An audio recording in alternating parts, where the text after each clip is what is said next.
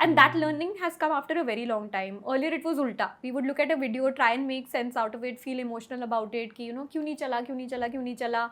Then have feelings, अच्छा, okay, this is why it didn't work. शायद ये मैंने ठीक से नहीं बुलवाया होगा, इसमें angle गलत हो गया है. But at the end of the day, you have data that speaks volumes, right? So it's just about translating that data into an insight and then adapting it across different platforms. Like, Shobhit was sharing the story once where he was walking down the stairs and there were these kids who were sitting on the stairs playing Ludo King. Now the kids were talking to each other while playing Ludo King. So he realized that there is a social behavior linked to gaming. Right. And even if you look at our own app right now, the biggest tool that's used is speaking practice. And in speaking practice, people are actually talking about anything in the world, but they're talking in English. Welcome to the Indian Silicon Valley podcast. I'm your host Jibraj, and today I have with me a very special guest. Join me in welcoming Supriya Paul, the co-founder and CEO of JOSH Talks, which is one of India's largest distribution platforms, also building soon to become one of India's leading education platforms. Thank you so much, Supriya, for joining me. Very delighted to be hosting you. No, thank you so much. I think this is a long time pending, so really excited for this conversation. Exactly. I've been meaning to host you for a while because for anybody who's in the content space, JOSH Talks is a go-to inspiration platform. And I've heard so much from common friends, mentors in the ecosystem about your journey. And for somebody who's young himself, it brings a lot of joy and inspiration to know what you've built. As we go through the next couple of minutes, through the conversation, what I really want to crack is how to build a distribution first business and also understand all the things you've done along the way, which have been very natural yet feel like a insanely compounding curve. So where I want to start though, although interestingly, is take us back to your 19-year-old self who decided to, in a very unconventional setting, start JOSH Talks. I know you've mentioned this story before in your own words, but I'd love to know what was that, the courage that it took at the time, because this was unconventional as a business. There was no real, direct money-making objective, right? So how did you convince your parents? You've spoken about this. Maybe take us back to that time. It'll be a great starting point. Yeah, so I think when I was 19 years old, I wasn't the person that I am today. I was extremely unsure and underconfident about where I wanted my life to be. I was one of those kids who had studied extremely hard to be a topper, but knew nothing beyond being a topper. So, life's objective was you get the right kind of marks, you get the right kind of college. From college, you get the right kind of placement, you grow ranks, you become partner at one of the big fours. And that's sort of the journey or trajectory that I was on. Until I realized that it wasn't something that actually made me happy. Being someone who was sort of forced to be on a desk. And I learned this through a bunch of internships also that I did, made me realize that that wasn't my DNA. But interestingly enough, no one else had told me otherwise. Everyone had sort of seen the traits that I had when I was a child. Like I remember, and it's very funny, Punjabi families mein bahut hota hai, so you'll relate to this. But whenever there were guests who were coming home, I was the one who would not go up and say hi.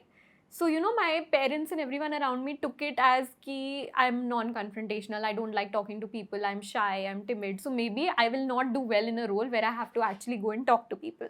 So that was kind of fed into my mind from the very beginning that, you are an introvert and introverts succeed in a certain kind of role and that's the role that you should be chasing. But a lot of things changed in college. I think I got exposed to a very different world and I realized that I'm not the only one who's lost. I also met Shobhit at this time, and Shobhit is my co-founder and he came from a radically different background. Like he left school to pursue sports full time. He was cycling for the Indian team. He had like more confidence than I have ever seen in any individual. And for me, it just felt so weird that, here's the two of us coming from very different backgrounds, but both of us are trying to figure out that, we kind of had this common frustration that young people have so much potential. We as individuals have so much potential. What if we were able to give direction to that potential? Would that change the outcome of someone's life? And we still came from privilege. So we had exposure, we had our parents, we had teachers, we had the internet over due course of time, we had internships. But people who come from smaller towns and cities in India who don't have that elder brother or their father or their mentor, like you just said, ecosystem, who don't have that mahal, is there a way that we can create a platform that can give direction to their potential? And that's sort of been like the beginning or the spark of JOSH. And no other word could justify it or the feeling that we wanted to create other than Josh. So that's how we Absolutely. started. And that's incredible to hear, and it's amazing how far you've come. What's very interesting is that the vision remains the same to date. However, Yeah. it's taken multiple different form factors, right? What I'd be curious to know is, वो day one पे direction क्या थी, right? Like, what was the first point that you wanted to start off with, and where along the way did you start building more and more conviction that okay, this is working, we'll continue doing this, but we can do this also, and that was the natural progression. Yeah.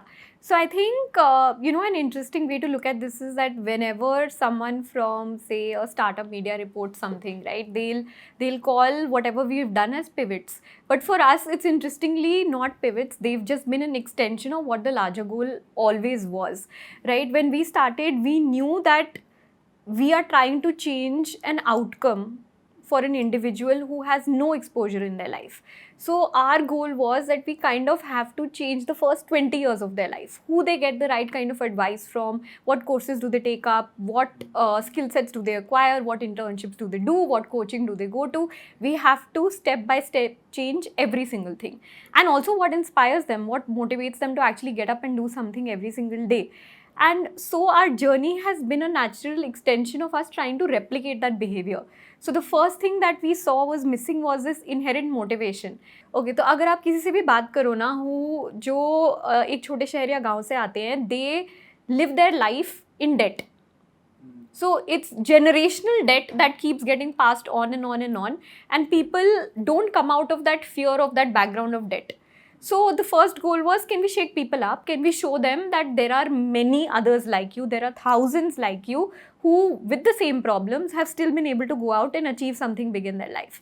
And that's why Josh Talks plays that role, where we have a platform where, absolute grassroots change makers and speakers come, they share their story, and they just talk to people in a very authentic manner and tell them, here is how I did it, and this is what you can do if you want my trajectory in life. And that sparks that first desire to actually get up and do something. And that was the first problem that we wanted to solve, which was inherent motivation. The second problem that we saw was, and actually is not even a skill, but was a big cause of underconfidence in the entire user base that we cater to, which was the inability to speak in English. The inability to listen to this conversation online, or to even sit here and watch this, because of a deep sense of insecurity and inferiority that comes with it. So we then set out on a journey to solve for fluently being able to speak in English, and launched our app there. And अब क्या है कि there are still so many gaps in education, right? And then that brings with it so many more opportunities and problems for us to solve. So step by step, we're taking, we're moving along that journey, and are kind of chasing those goals. But what lies at the core of everything that we've built so far, which is why this has been a really long and patient journey, is the trust that we've built. The brand echoes trust, and that's only happened because for 9 years we were very consistent with our content. You would never miss a Josh Talk release, and that kind of has given people this sense of satisfaction that if anything comes from Josh, it comes with a guarantee of trust. Awesome. I think so commendable to know the story, because it just shows the progression and the belief in making things happen and how far you've come. But why don't we take a step forward, and before going more intricate, there are three things that, in my opinion, are very fundamental to what you've built. One is distribution, the other is very strong narrative storytelling, Yeah. and the third is a very intricate understanding of Bharat, as we call it, right? Let's tackle maybe each of these at once, right? Tell us what you've learned about distribution and building a distribution-led business, and how does that maybe help potential founders? Got it. So I think the only thing that it takes to build a distribution-led business is consistency. And that's very interesting because, as this whole theory of building a distribution-led business has started becoming very popular now, and people have, like, the entire world is changing to content creation, right? So we see all founders becoming content creators, we see all platforms adopting a way to build distribution online, but very little people actually have patience to follow through with it. So even if you look at a platform like YouTube, right, YouTube takes at least 35 to 40 pieces of content for it to start showing any form of results or traction. And then slowly and gradually, it's the power of compounding that kind of kicks in.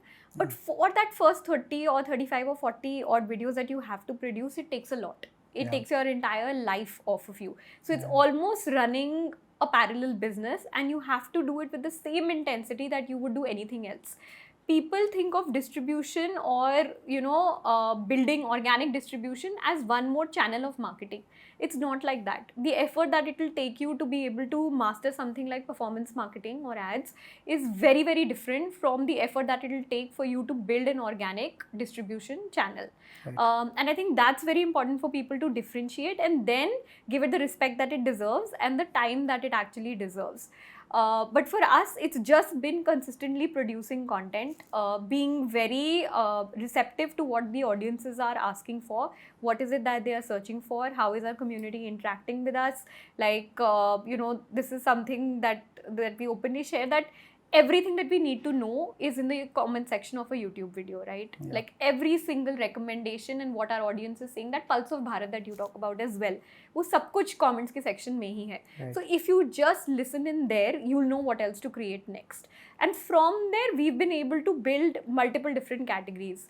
Whether it was expanding into different regional languages to be able to tap into different pools of audiences, or to even start segmented channels focused on, say, women, which is Josh Talks Asha. We have a financial literacy channel called Josh Talks Money.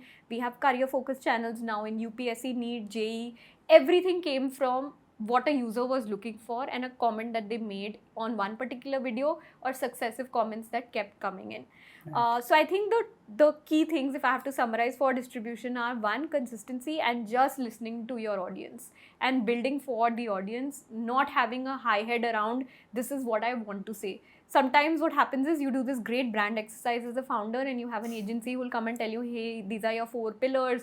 Thought leadership has to work in this way. This is the kind of content that you need to create. But the world doesn't work in that way. You need to create content based on what your audience is willing to accept you for and pay attention to.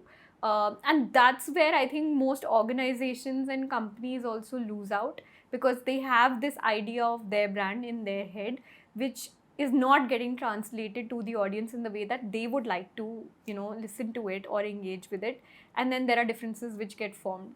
So you're not able to stay consistent to that expectation. Yeah. Oh, very important. I think very, very crucial learnings. What's also fascinating, and you touched upon, right, double clicking here, is that you've been able to repeatably, get this process right with the vernacular channels, with everything else. Do you think it's about getting that one success and then repeating that accordingly? Or have you had to do different things for different channels? What is the learning when you're iterating with different things? So, from a content point of view, we do have to modify everything to different channels, because India, with its different languages, is like, each language is a unique country, right? So you have to understand the nuances of what work on ground there. And what are the aspirations of people belonging to different regions. You will not have a standard one-size-fits-all approach for content anywhere. It changes with the audience. But what we've learned, or what we track, day in and day out, are the metrics that control the platform. So everything is science-based. So even if it's YouTube, and YouTube is our primary medium of distribution, before we look at the content piece and start looking at what the speaker has said, we look at the data. So we look at the sheets which have our CTR, we look at average view duration, which is the time that a user has spent on watching that video. We look at retention graphs to see where the drop-offs have been. After studying that data, we then correlate it with the content that has actually been spoken in the video, and then see where to improve. And that learning has come after a very long time. Earlier it was ulta. We would look at a video, try and make sense out of it, feel emotional about it, ki, kyun nahi chala, kyun nahi chala, kyun nahi chala.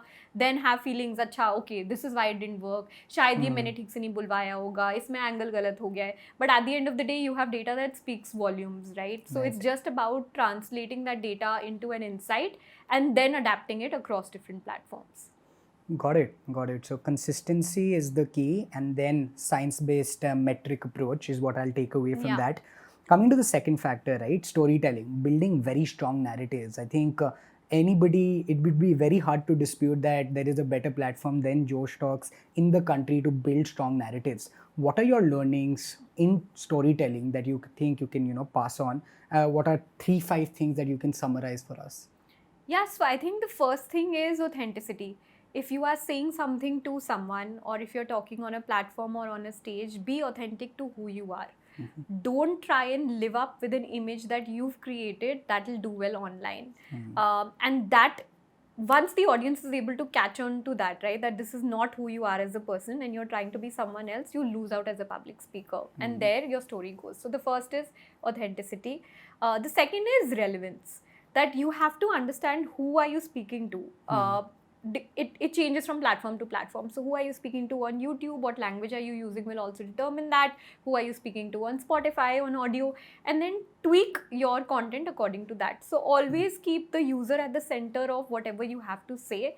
And then of course there are some guiding principles of storytelling, right, that we have these theories around, arches that get created while you're sharing a story. So you should have some medium of conflict, which is where you talk about a challenge or a struggle that came up, and then of course have a very strong opening, have a very strong closing. Don't leave a person watching without an actionable insight.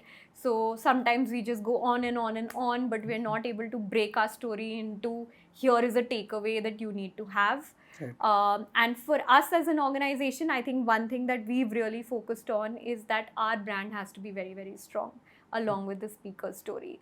So JOSH has to become an aspirational platform.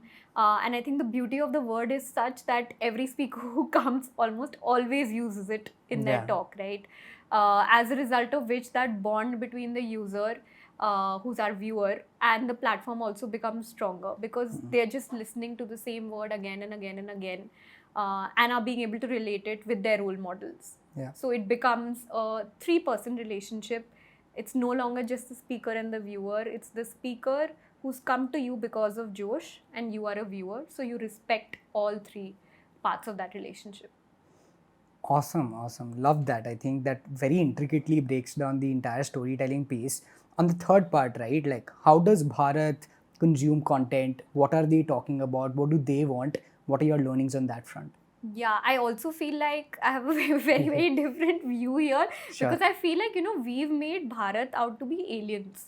That, True. okay, like here is India 1 who's sitting in an air-conditioned room having this conversation, and here is 99% of India who we've qualified as Bharat, who are doing something which is completely opposite from what we are doing, and let's break them down. Fair. But that's not true. Okay.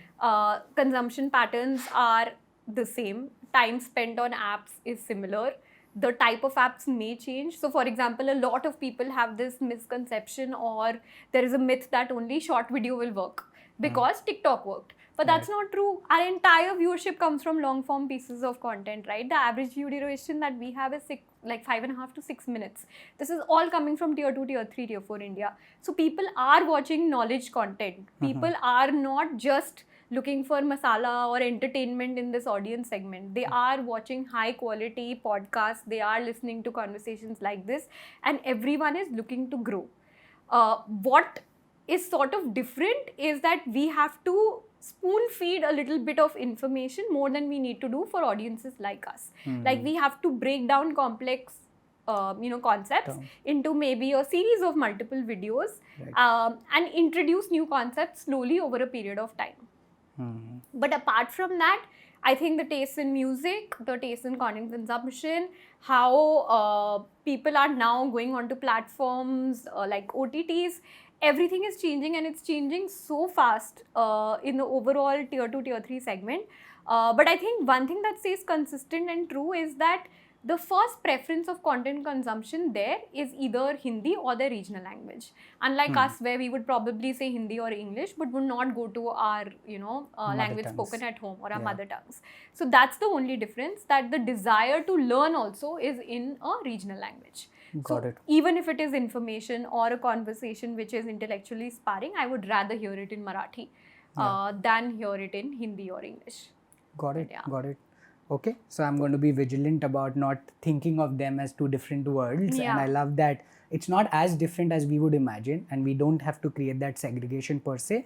But I really love the intricateness of, कि धीरे धीरे उनको समझाना होगा, right? You have to take, you can't just shock them, I guess. Yeah, that's and my it's changed because all of the internet now is Bharat. That time is gone, right? Where the internet was urban audiences and everyone else was just coming online slowly. It happened in COVID, but it happened so rapidly that now, if you even go onto YouTube, a majority of your recommendation and how your feed looks, the type of content that is doing well, is content which is very, very massy. It's no Right. longer niche, right? And that's because overall internet consumption and patterns have changed.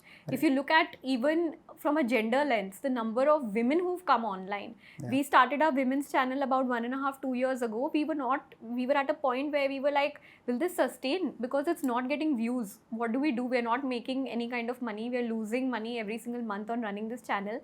And it's now one of our fastest growing channels. It beats even money, which was doing so well during the stock market phase. Yeah. So it's very, very interesting, because I think every 2 to 3 years there is some revolution in the internet, and this has sort of been that era of the Bharat takeover. Yeah. So everything on the internet has changed now. Awesome. I love that. I think very, very interesting to know these insights and get that Bharat is now online and it's not a different world than India. It is what is India in itself, right? Great. I think we covered this space. Let's get to maybe the business side of things. What we as consumers and users of Josh Talks will see are the videos, which are great. However, there's so much happening on the back end, right? Talk to us about what does it mean to get this online. How do what is the back end operations that is required to get on board, and what is the business model, right? Sure. Right? Like a lot of people will wonder after all that beyond the distribution, where is the money, right? So talk to us about that piece. Yeah. So I'll talk you through the how everything works first, and then just kind of combine it with revenue on that side. So for the Josh Talks business, it's a team of 110 people. Who work across 9 different languages, and then an additional 6 to 7 different categories. We run a cumulative of 21 channels now, and it's hard to keep up with the number of channels, and about 20 million subscribers. So this team has people from various diverse backgrounds covering content, research, storytelling, of course, and then distribution, which is posting the videos online, as well as production and post-production. So from the time that a speaker is chosen, or we get a lead of a story, we speak to the person, we try and understand the story, break it down, see relevance to our platform, and decide which language or which channel do we want to host that story on. We then begin the process of scripting or structuring, which is about a 20 to 40 day timeline, depending on what speaker and what stage they're at, where we work with them to figure out what should their talk be. Then we have an on-day process where we do a little bit of speech coaching with, body language, gesture control, etc. And then they come and record their talk, which then goes up online. So it is a 4 to 5 stage process. And then even after that, we have content edits, and then we decide which part of the talk we want to take, and then we release it.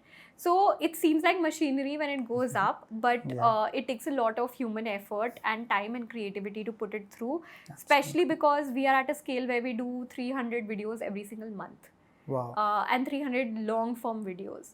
So it takes a lot to be able to do that. And that is our distribution powerhouse, right? We get 180 million views on our content online today from across the country. And some of these views are monetized through traditional mediums like AdSense, which is what YouTube gives us, or through social media, Facebook, Snapchat, etc. Some of it is paid for by our long-standing partners. Okay. So, for example, if an organization like Amazon wants to advance stories of small and medium businesses in India, they may come in to just support a series of small and medium businesses. If an FMCG brand or a personal care brand wants to talk about women of steel, or someone who's a girl who's done something out of the ordinary, they may come and just support some of our women-oriented content. So that's traditionally how the media business works for us. Now, what we also have is that we have distribution channels in different segments. So one of our distribution channels is Josh Talk Spoken English, where we have stories that are covered of people who, kind of got rid of their underconfidence to speak in English, learn the language, and it helped them in their life. Right. When you're watching this piece of content online, you will get an ad or a video in between the video telling you about our Josh Talk Spoken English app. Right. Once you know of that, you'll then download the app, and then you'll pay 500 rupees, and then you'll start learning with us. And that becomes the second source of our monetization. And what we are also doing now is that finding out that, hey, where are all our distribution overlaps? English is of course a huge problem. It's a problem for the entire country, but it will take some time to grow because we're charging only 500 rupees. But there are other viewership overlaps, like 30-35% of our users are government job aspirants. Right. So we are finding gaps in other markets also to see where is it that we can add some value as Josh, and help them as well. And that's when we'll essentially productize it and capture a part of that value. So the goal is that keep building alternate channels of distribution, build them in career, education, or anything that pushes the human race forward, and then have products that solve a gap in it. And that's sort of how we run it. Oh, that's amazing to hear. I think that's the first time I've gotten an entire overview of the background process to make stuff happen on the screen. But on the latter end, right? Let's continue that thread. So you're now going from, let's say, a content platform to, let's say, an education platform, and from distribution to products, right?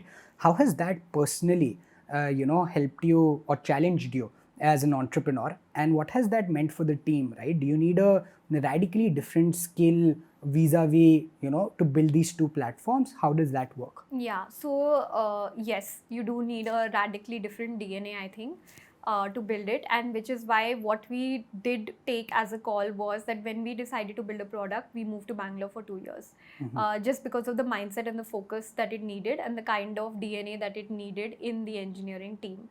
They've all moved back now here in the office. I'll make you meet them. But that entire journey of, so Josh Talks has become an organization which is now stable, right? So the media business is stable. There are different teams. Everyone is working. But for skills, we needed something where it was a startup again. We needed that DNA of problem solving, trying to figure out every single step all over again, which is why we took that decision to move and make a completely different team. Another thing that kind of helped us along the way is that Shobhit, who's my co-founder, he actually leads product. Along with Harsh in our team, they live the life of our user. And I don't think many people actually end up doing that. And in the peak of winter in Delhi, the two of them stayed in Chakarpur with our sweet delivery executives. वो अलग बात है कि अंदर they had heaters and everyone was coming in to check out their rooms. But by the end of it, they had spent so much time with our users that they knew the pulse. Like, Shobhit was sharing the story once where he was walking down the stairs and there were these kids who were sitting on the stairs playing Ludo King. Now the kids were talking to each other while playing Ludo King. So he realized that there is a social behavior linked to gaming. Right. And even if you look at our own app right now, the biggest tool that's used is speaking practice. And in speaking practice, people are actually talking about anything in the world, but they're talking in English. So we try to absorb, what are sort of fundamental principles or human traits, and what our users are experiencing on ground, how they're behaving on ground, and then took that insight into build it into a feature. But I think our obsession with our users really helped us because we didn't come with that DNA. We also didn't come with that tech background. None of us are from a tech background. Interestingly, Harsh, who leads tech, is actually not an engineer himself. He's self-taught. Yeah. So what's very, very interesting about all of us in the core team is that we are just problem solvers. Yeah. And none of us are qualified in anything. Like, I love that when we go to investor meetings, people kind of are like, oh, what's your background? And I'm just like, I've just done an undergraduate degree. Yeah. And they're like, oh, but when did you do a master's in media? I said, no, I didn't do that. Then they'll ask, okay, but who's the engineer in the team? And there is none. We've all learned on YouTube, just like the whole world is learning on YouTube, right? So I think that obviously is like one of our key traits, that once we get obsessed with a problem, we solve for it. And that DNA really works while building a product. So it helped us along the way. Awesome. I love that. I think multiple crucial pointers there, right? Just sticking along for a long time. I think Shobhit had a reel also which went viral about this Ludo, right? And which was great. I've seen some stories where he's been on ground, and I think currently also he's traveling and meeting with UPSC toppers, etc. So this is incredible. What I'd love to understand is, for a viewer and for somebody who's young and curious, I think that this has been like an 8-9 year journey already, right? How do you persevere through these times and keep still looking out for that next big thing? Because many would say that it's easy to get complacent through the journey and be like, acha, we'll continue growing maybe on YouTube, have more channels, etc., right? And that pathway is completely fine as well, for all you know, right? Because that is growing. But how do you still stay curious, up for the next challenge, want to like perfect it? What is that thread like? Yeah, so I think one is that we surround ourselves with people who have a similar thought process, and I think if you look at the core team of Josh right now, we all have a similar kind of DNA, which is that no problem is hard enough that we won't be able to solve it, and everyone has done so many different roles in the organization. Dave, who leads content and now is also looking at a government test prep vertical, started out as someone who was a research associate in the team. So we've all grown from knowing nothing to leading something which is completely out of our area of work. So I think just having a really strong core team helps you stay focused and also helps you kind of realize that you will be able to do this. This is a journey that you will be able to see through. Uh, Oftentimes when you're alone and you're building in an isolated sort of framework, you don't get that. And then you try and give up, you try and look for quick ways of making money, how do you scale faster, and then you take decisions that you wouldn't always do. The second thing which has been there, which has been super consistent in our journey, is that we have a very, very strong impact ethos. There have been many opportunities for us to monetize quickly. There have been many opportunities, especially in COVID, to sell. But for us, it's always been that even if we have to sell, but who are we selling to and what will be the resultant of that sale matters a lot, right? And that kind of concept always then steers us away and makes us realize that we are interested in building for the long run. We've always wanted to build a company that outlives us. When organizations talk about startups, we talk about Tata. We read those kind of books because for us, it's our brand that we're growing and we want that brand to be a legacy. And then we try and follow suit to their journey, right? They didn't build something in 4 years, 5 years, 6 years, 7 years, 10 years.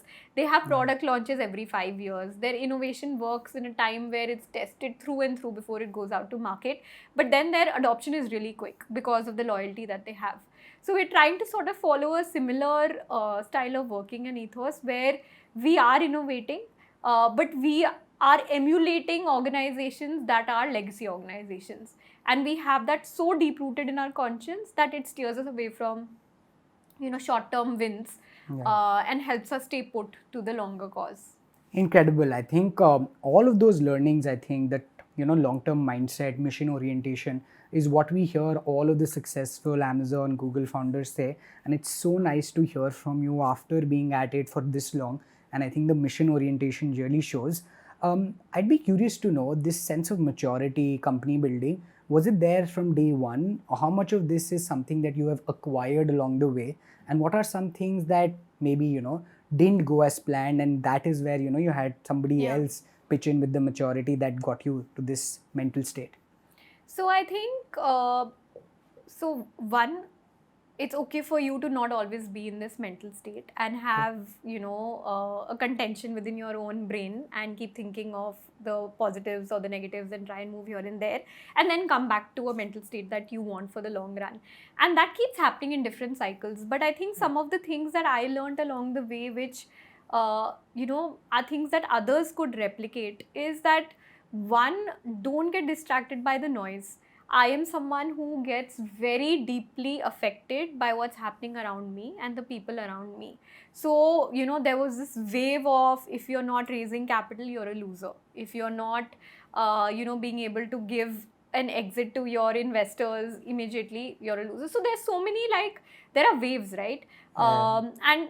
And in those waves, people were not talking about fundamentals of business. They were not talking about profitability. They were not talking about revenue, which was something which was very strong for us. But they were only talking about capital infusion. And at that time, we did feel astray. I personally felt that, okay, maybe that is the track that we should move on, where we are aggressively raising capital. But then after a period of time and, after actually making a list of pros and cons, we realized that we don't need that. We do need capital, we need sufficient capital, and we have brought on investors for it. But we don't need to be on that cycle of just raising again and again and again, because that's not the business that we've built till now. So I think the biggest learning has been that you cut out all the noise and choose your role models very carefully. In this age where everyone is present on social media, they are portraying a story of them which is the brand that they want to build. Sometimes those brands are extremely authentic. Sometimes it's not a real story. But you take these social media icons and then you make them their, your life, and you try and follow them end to end. But things don't work out for you. Like, everything doesn't like become equal in your own journey, right? So I think that's the second thing that I learned, is that be very careful of who your role models are, and whose journey you are trying to emulate. And I think between the two of them, if you're able to do that, be on track, you'll be on track. Awesome. I think that's very fundamental to anything that we do, right? As humans, I think we need to be very internally driven and really like cut down. Like, if we are trying to emulate somebody, it has to be the right people. Awesome. This is, again, very, very interesting. What I'd love to know is, the other part about this is this self growth, right? I can look at Josh Talks and be like, okay, 20 million subscribers, etc. But I'm sure you have grown massively in the last 9-10 years. If you had to tangibly maybe tell us where your growth has been highest, I think that'll be very interesting, because there are no other ways to quantify founder growth. Unfortunately, company growth gets quantified very easily, yet founder growth does not. So would love to know that. Yeah, I think the biggest growth or the learning curve has been on the decision making, right? The decisions that I take today and how I approach them versus the decisions that I probably took 5 years back, 6 years back, and how I approach them back then. So I think that has been something that's fundamentally changed a lot. Like earlier it was rapid, like move fast and break things. Now we're in a phase where it's always about breaking things down, see the long term value associated with it, actually analyze the risks associated with the decision, and then take something which can be built to scale. The second thing that I've learned, which has been incredible as a founder, is the value of having everything documented. And I think a large part of the phase that we are in as an organization with our team is also to document every single process, and create something which is absolutely replicable. So that's the second thing. And the third thing has been that, I'm just going back to what I said earlier also, that if you feel passionately about a problem and you are willing to stay true to it, then you have to cut the noise and not let the noise influence you. Because I feel like one of the worst things that I did in my own journey was let that noise influence me and probably take one or two decisions that led us astray for a while. So just staying true to your personal values, your personal beliefs, what the values of the organization are, the mission is, and then ensuring that you keep your head down and you keep working at it. And maybe, now that I said this, maybe the last thing would be that not everything has to be spoken of in public. Right. There is a lot of merit in building quietly and slowly. Because when you put yourself out there so much, you have the world watching you, and then that develops this sense of insecurity that you start feeling on screwing up or making any form of mistakes. And then you're just trying to keep up with this impression that you've created for the world. You have to be perfect in every sense. You can't make wrong moves. And it becomes difficult for the individual who's the founder. So I think just like keep your head down and like build is something I've learned along the way. Amazing, amazing. This is very interesting, especially on the last part, right? I was going to bring it up maybe towards the end. Yeah. But one of the most fascinating things leading up to this conversation was how honest and upfront you've been about challenges, vulnerability, self-doubt, and you've been, vocal about these things in public forums as well. That doesn't come very easily. So the two-part thing that I'd love to know from you is, A, how do you develop a mindset where in public, and I'm sure in private you're more vocal about this, that you can talk about challenges very easily? Does it come from a safe space of maybe some sense of success, some sense of accomplishment? And two, when you're in this space, right, like a lot of people are unable to address it in the most positive manner or just to like tackle it to begin with. What do you think is the best way to deal with just things around self-doubt, vulnerability? Because the founder journey or any other journey is not as simplified, linear to begin with, right? How do you navigate that piece? Yeah, so I think this phase where I've started being more vocal about this has been in the last couple of years. I have had a very intense phase where I've always tried to, project only the good things about my personal life or my work life whenever it's been in public or in conversation. And it's tough to keep up with that because that's not the real you, right? You Yeah. are going through so many things on a daily basis. You are feeling so many emotions. You have your own problems that are happening at home. You have health issues to deal with. You can't always show up in a form that you expect the world to see because everyone else is also going through that. And I think that's where, if you go back to what we were talking about storytelling, right? Why do you connect with someone? You connect with someone on a human level Right. because of relevance and relatability. So how are we able to have this conversation? Because we are vulnerable in this conversation, right? If I had to have a perfect image and structured answers, this conversation would not work. Yeah. And that is something that I've learned over a period of time, that I have nothing to lose by being honest. The only thing that will happen is I might get trolled. Yeah. Or I might get some judgment from others. Yeah. But for people who are watching content, whether it's with me or anyone else at JOSH and we're talking, if there's something about our real life that we can put out, which can, maybe get someone else to share something which is deeply personal or vulnerable, it does have a huge effect on Positive others. impact, yeah. Right? Like, I've also just started hosting conversations online, and it's literally like we talk about anything on that show, and it's of course for women, and we just have women speakers who are leaders in different fields talking. But I just spoke to Swati about her kidney transplant and her mom giving her kidney, and I asked her, has it made your bond as a mother and daughter closer? Now, people are going to explain the health process of how that actually happened, right? But I genuinely wanted to know, how is our relationship now? And she spoke of it, which is super cool. And so I think these are like some aspects that if you show your real you, people end up relating to you more, and it's easier for you to keep up then. It's easier for you to show up at events. It's easier for you to talk. Otherwise, then you just keep on hiding and, displaying this 6-second personality. I don't know if I've answered your question. No, that helps. I think the merit in just being yourself is maybe way higher in the longer run than putting up a face and not being comfortable with who you are in public or private. At least that's what I'm taking back. But what's interesting, and as we conclude, right, one last thing on the business front, I think I heard, this investor piece has been there have been ups and downs. There were investors who were interested that you refused to take money from. There was a time there were investors who were not interested, and now you've taken an institutional capital for JOSH as well. How do you navigate that piece, right? And when you're building a business which is not as conventional, right? There are no guidelines. This is the first of its kind in the country, so you don't have a benchmark to fall upon. What was that journey like? How did you navigate that piece? Yeah, I think we were able to get on the right kind of investment at the right time and say no to money which wouldn't have been extremely beneficial for us also at the right time.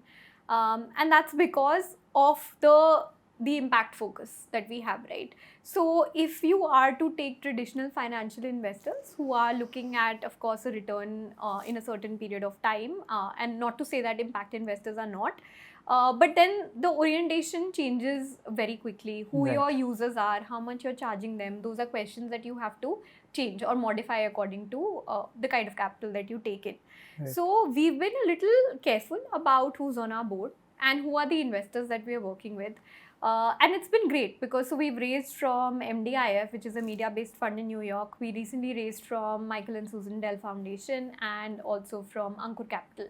So the ethos of our board is impact. Of course, there is profitability at the center of it, and everyone wants to make money in this journey just like we do. But we are all dedicated to the users that we are trying to target. So there is no misalignment on change the user. There is no misalignment on actually helping the user or, doing good by them, having ethics at the front line of business operations.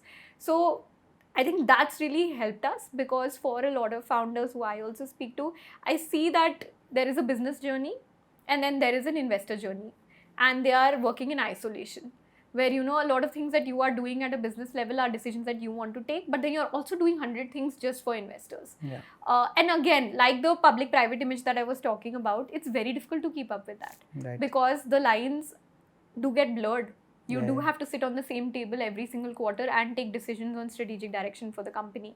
So you can't have two opposing views and two parallel tracks running. You will just burn out. and Yeah. untie yourself. So I think that's why choosing the right investor is incredibly important. Absolutely. I second that for sure. And in my brief learnings with founders, I think everybody, has spoken and iterated on how you need to decide who your investors are, because it's a very, very long term thing, as we all understand. Awesome. The final thing actually on company building, and maybe on a more strategic tactical level, if you can, Supriya, talk to us about this team construction, right? You talk about problem solving, but this is also a very abstract thing to test for, right? Yeah. Very difficult to, let's say, on the first instance or in a couple of interactions, mention who these problem solvers can be, how they'll contribute to the team. And after a point, you're looking for specialized skills as well. Yeah. So, how has your thought on team building evolved? What are the kind of people that you best attract, or you as an organization are best known to hire, and why does that work for you? Sure. So I think we are not the right fit right now for people who come from pedigreed institutions, who have already a constructed style of working and have a management DNA associated with working. For us, what's worked are people who are gritty and who have a long-term view on things, who want to learn, who are Yeah. just curious, whether it's, and curiosity is very difficult to test. Sometimes it can be in conversation, asking questions and all, but even how much content do you consume? Right. What type of content do you view online? All of those things give you an idea about curiosity. And of course, tenacity is something that's extremely important for us, right? When will you give up? How hard will you go till you give up? And for us, that matters above everything. Skills are something we weren't also born with. We didn't study for. We acquired along the journey. So our expectation is not that anyone who joined should already have that. We are running a tech company now with an individual who's leading tech, not being an engineer. I think nothing else is more unconventional than that. Yeah. And if he can control, SD 3s and 4s and manage their working styles and have senior people report into him and still hold that respect, it's just because of the learning that he acquires while he's on his role, on his job. So I think, for us, it's about the passion that you carry towards the mission, and which is why it's been incredible that like most of our core team this year is going to complete 5 years. Wow. So the same people who were there 5 years ago, who built Josh Talks when we took it online in 2017 and 18 and moved to regional languages, are the same people who are now working on UPSC.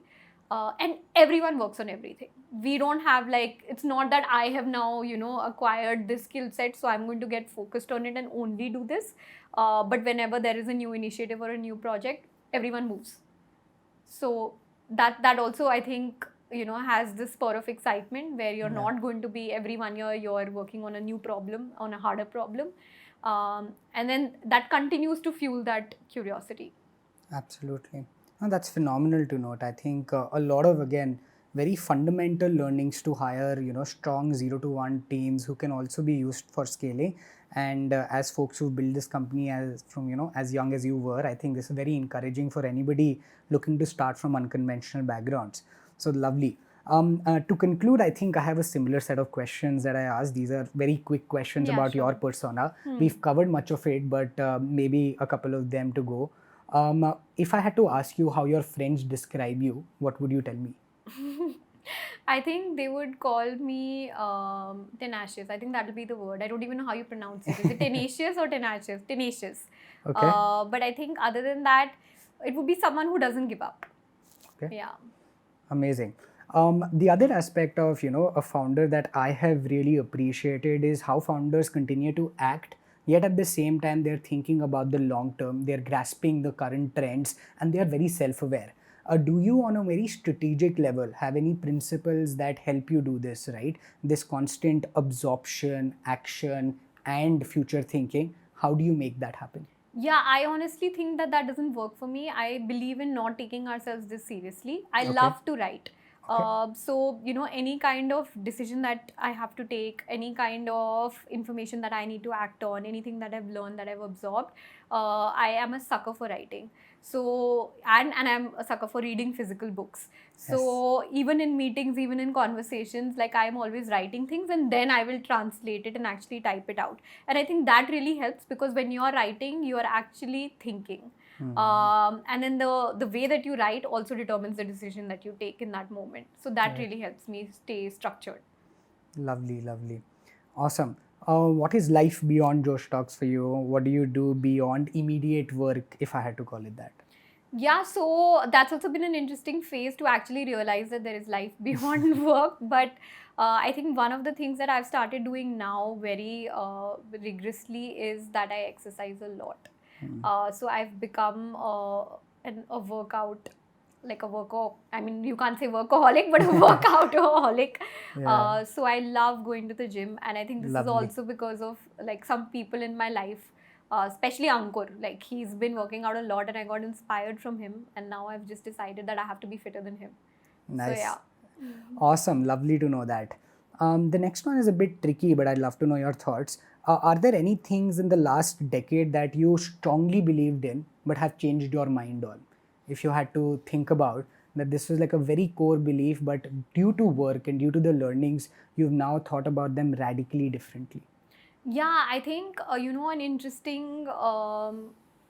An interesting thought here would be how quickly AI has evolved. So I think that was something that in the initial stages when everyone was talking about artificial intelligence almost like an alien creature, and I think this is back in 2016-17 when the conversation first started. I didn't think that it would evolve so rapidly that we'll be in a position that we are in today.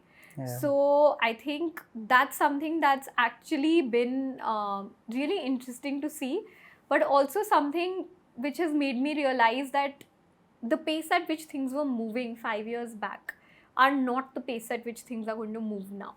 Right. And like something like YouTube took 4 years to grow in India. It Yeah. started in around 2014-15. That's the wave of content creators, the original group that started. And in 2018-19, it started picking up. So we were used to that pattern and that trend, but that's not the case with any other Right. thing now. So that's been interesting to see. Got it. That's amazing. For the second last bit, I'd love to know, there are so many things that get said about the founder journey, Yeah. but not enough about why would you not want to pursue it, right? Which is also another way. So I wouldn't say that we have to prove the negative, Yeah. but what are things about the journey if you got an option to? I know, most founders don't want to change anything about the past, but what are things about the journey you wouldn't want to do again if you got a chance? Yeah, I think so. One of the things that I've spoken of is, like this whole question of doubt, right? Especially when you have a group of mentors who are probably not the right set for you, or like, people are questioning every single move, Right. or you're building in a space which is extremely unconventional when people don't know about something. Like our early stage of Josh when YouTube was not big, right? Was very, very different. Like YouTube is looked at like a sexy career now. Yeah. If you're a YouTuber, you've made it. Oh my God, you have 1 million subscribers. It's a game changer. Yeah. Earlier, it was looked at like कि क्या कर रहे हो आप? Correct. ये कौन देखता है? Right. ये कितनी फालतू की चीज़ है, इस पे आप अपनी लाइफ बिताना चाहते हो. So that kind of noise then makes you doubt yourself, and then you tend to take the wrong set of decisions and you move slowly. So I think that would, like, that entire period of probably listening to others and taking certain decisions based on their view could have been expedited by 3 to 4 years.